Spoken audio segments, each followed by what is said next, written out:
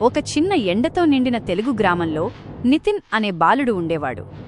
కాని ఈరోజు ఆ ఎండ కూడా చల్లగా అనిపించింది. నితిన్ కళ్ల నుండి కన్నీళ్లు జాలువారి అతని పాఠశాల రిపోర్ట్ కార్డుపై ఉన్న ఎర్ర మార్కులను తడిపేశాయి. అతను ఫెయిల్ అయ్యాడు.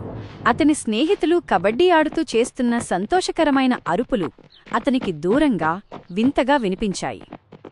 తన ప్రపంచం కూలిపోయినప్పుడు వారు ఎలా సంతోషంగా ఉండగలరు? అతను వెనుదిరిగి చిన్న భుజాలు వంచి గ్రామం యొక్క నిశ్శబ్దమైన అంచువైపు నడిచాడు. అతని పాదాలు అతన్ని పురాతన మర్రిచెట్టు వద్దకు నడిపించాయి. దాని వేర్లు భూమిని కౌగిలించుకుంటున్న తెలివైన వృద్ధ చేతుల వలె ఉన్నాయి. వాటి మధ్యలో వినాయకుడికి ఒక చిన్న రాతి గుడి ఉంది. అది ఒకే ఒక్క బంతిపువ్వుతో అలంకరించబడి ఉంది.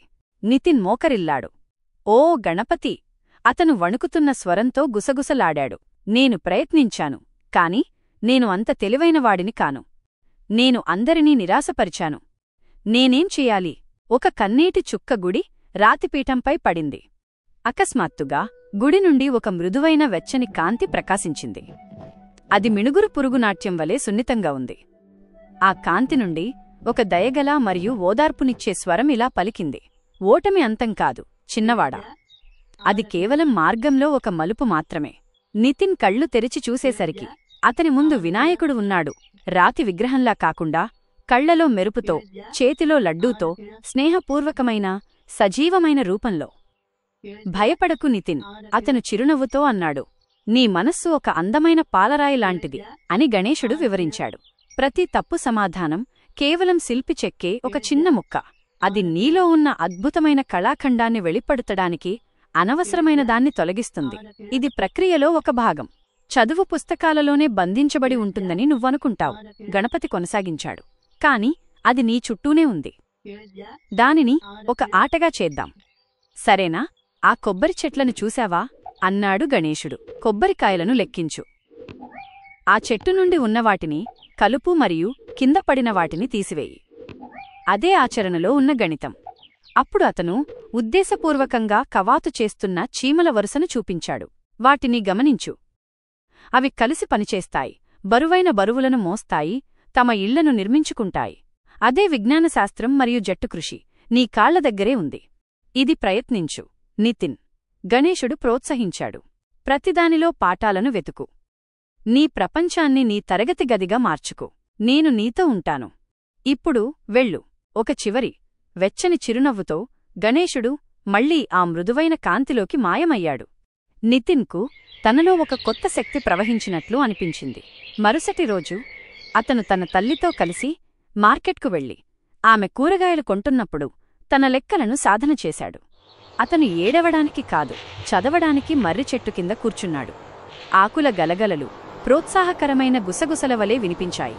గణేశుడు చెప్పినట్లే అతను తన పెద్ద పాఠాలను చిన్న లడ్డూ పరిమాణంలో ముక్కలుగా విభజించుకున్నాడు.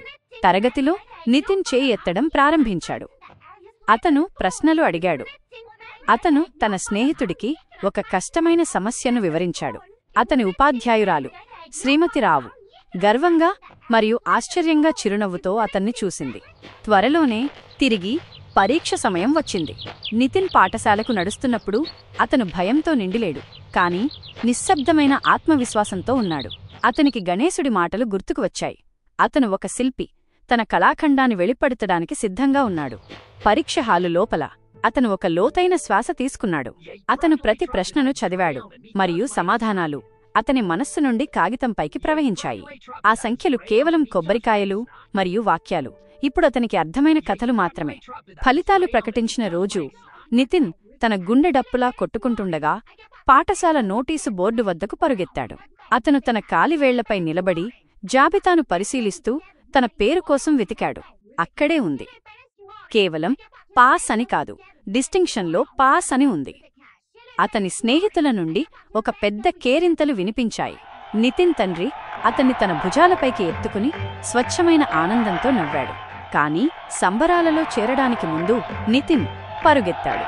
అతను మార్కెట్ నుండి తెచ్చిన అత్యంత తీపి అతిపెద్ద లడ్డూను పట్టుకుని నేరుగా మర్రి చెట్టు వద్దకు పరుగెత్తాడు. అతను దానిని జాగ్రత్తగా గుడి వద్ద ఉంచాడు. ధన్యవాదాలు గణపతి, అతను గుసగుసలాడాడు. అతనికి దేవుడు కనిపించలేదు, కాని అతను ఒక వెచ్చని, సున్నితమైన గాలిని అనుభవించాడు మరియు ఆకుల గలగలలలో ఒక అస్పష్టమైన, సంతోషకరమైన నవ్వును విన్నాడు. నితిన్ నవ్వాడు. తన స్నేహితుడు ఎల్లప్పుడూ తనతోనే ఉంటాడని అతనికి తెలుసు.